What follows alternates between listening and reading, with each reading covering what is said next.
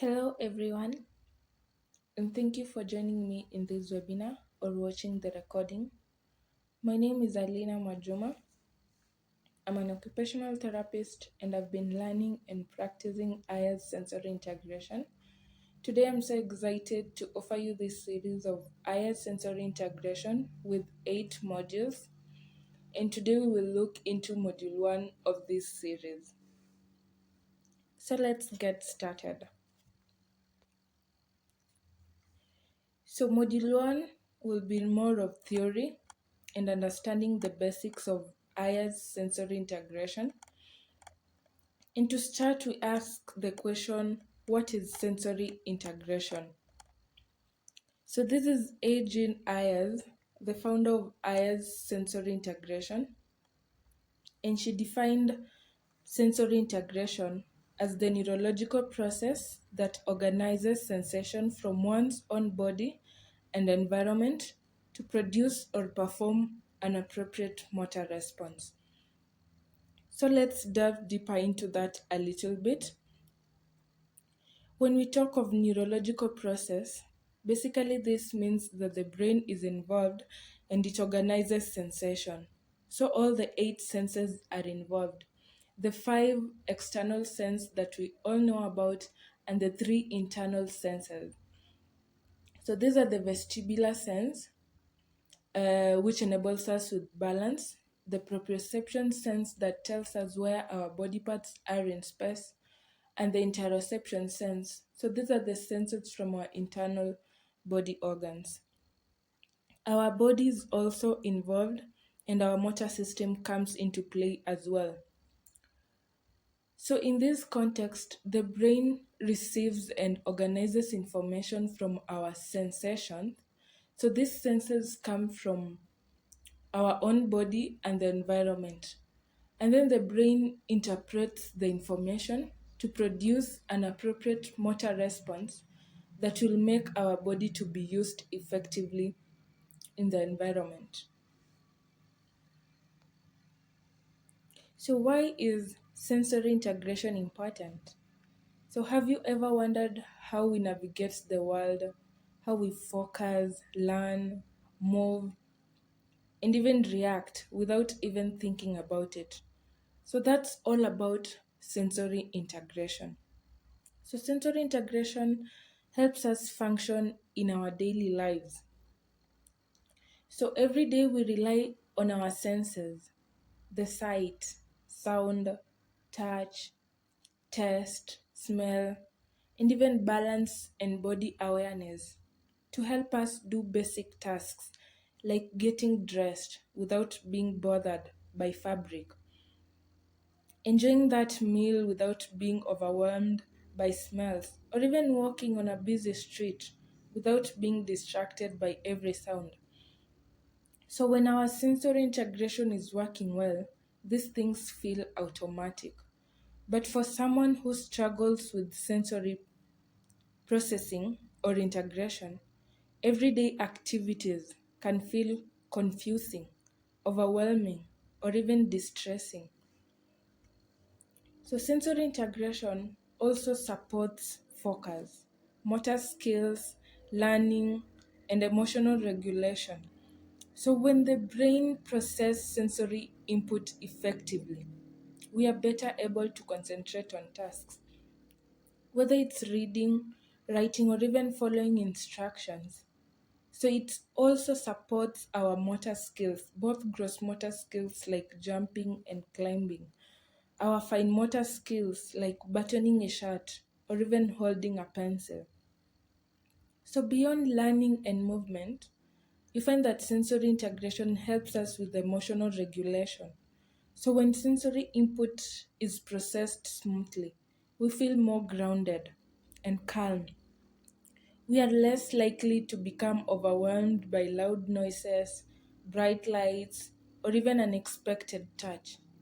So it is what helps us stay balanced mentally, physically, and emotionally.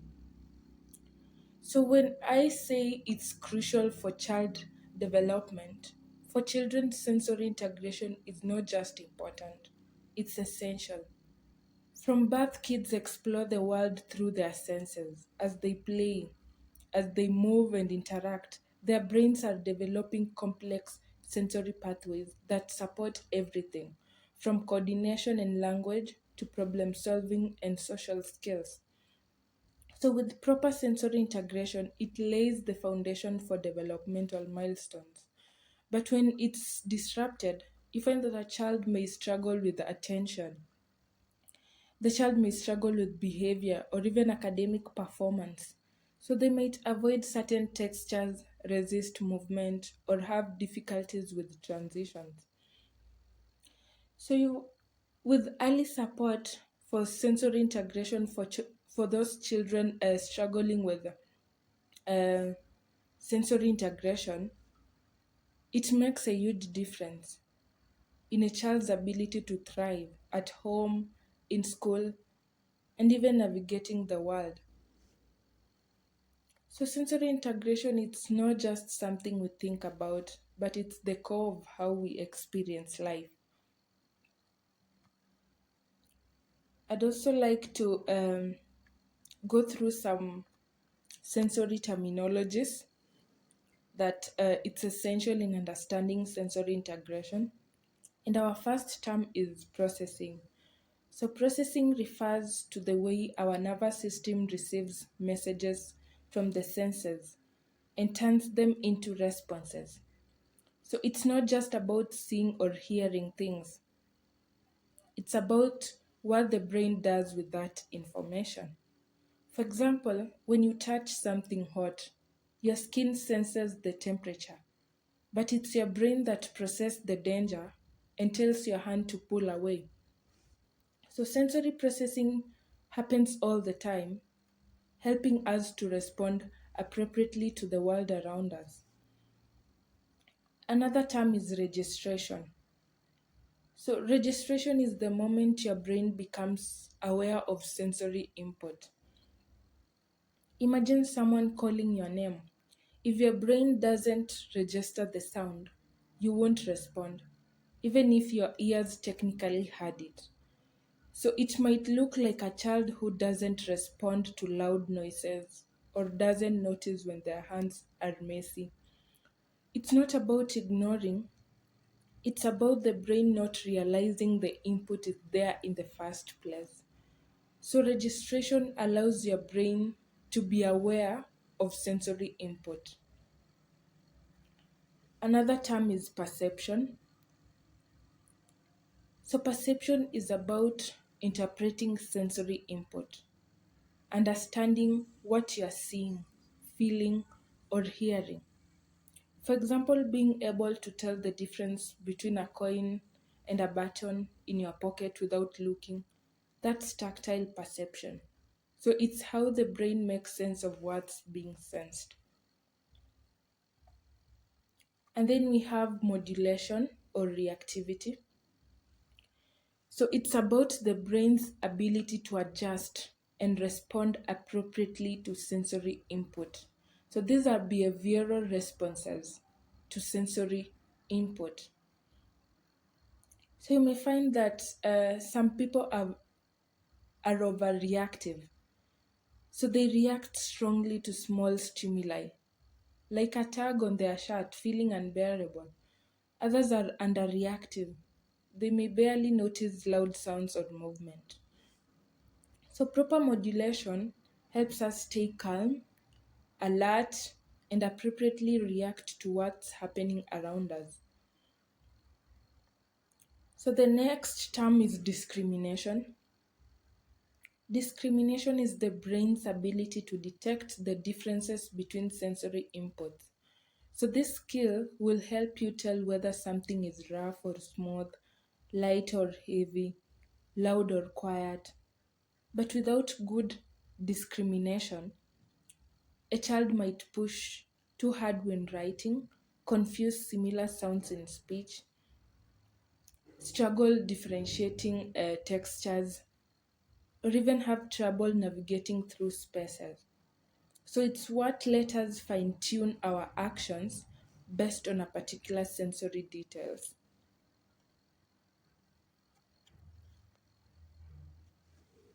We also have postural ocular control. So, for postural ocular control, this is the foundation for balance, stability, and visual focus. So, it involves the integration of the vestibular system, our inner sense of balance, the visual system, and the proprioception, body awareness. So, it's like telling a child to stand on one leg with their eyes open. But the moment you tell that child to close their eyes, they may struggle to balance well because they'll be depending only on their vestibular system and proprioception without their visual system. So, this control helps us to sit upright, keep our head steady, and maintain eye contact or even tracking moving objects. But without it, children may slump in their seats, have poor hand eye coordination, or even tire quickly during tasks that require focus. We also have praxis. So, praxis is the ability to plan and carry out new or unfamiliar motor tasks. It includes three parts. So, we have ideation, that is having an idea of what to do or thinking of what to do. And then we have motor planning. So, motor planning is like figuring out how to do, how to go about that idea. And execution, that's actually doing it. That action of carrying out your motor planning. So, children with praxis difficulties may seem clumsy or unsure during physical activities. So, they may struggle to learn new movements or even get frustrated during sports or even dressing themselves. But with strong praxis skills, it's very essential for independence and creativity. Another term is just right challenge. So, the just right challenge is a concept used in therapy and education to describe activities that are not too easy and not too hard. It's like that sweet spot where a child is challenged enough to learn and grow, but not so much that they become overwhelmed or shut down. So, the goal here is to build confidence, competency, and resilience through meaningful, achievable steps. Another term is adaptive response. So, adaptive response is usually an outcome of a just right challenge. So, it's how we appropriately react to sensory input. So, it's when the brain successfully processes sensory information and the body responds in a useful or functional way. For example, catching a ball that's thrown to you, or even avoiding a bump on a sidewalk, or calming yourself in a noisy room. So, when a child can make adaptive responses, they learn problem solving and adapting to their environment successfully. We also have bilateral integration. So, bilateral integration is the ability to use both sides of the body together in a coordinated way. It's what allows us to do things like climb stairs, ride a bike, cut with scissors, or even tie shoes. So these are activities that require both hands or both sides of the body working together. So children who struggle with bilateral integration might avoid tasks that require coordination or have difficulty with sports and fine motor tasks. So the next term is sequencing. So sequencing is the ability to plan and perform a series of actions in a specific order. So it's used in everything from brushing your teeth to even writing a sentence or following even a dance routine. So with poor sequencing, tasks can become confusing or frustrating. So a child might skip steps. Let's say you're telling a child to write 1 to 10. So a child who struggles with sequencing might write 1, 3, 6, get things out of order, or even struggle to finish what they start. But good sequencing skills, it helps build routines. It fosters independence and support learning across many areas. So understanding these sensory terms helps us better support children and adults who may struggle with sensory integration. So you find that with patience and the right support, informed strategies, we can help every individual reach their full potential.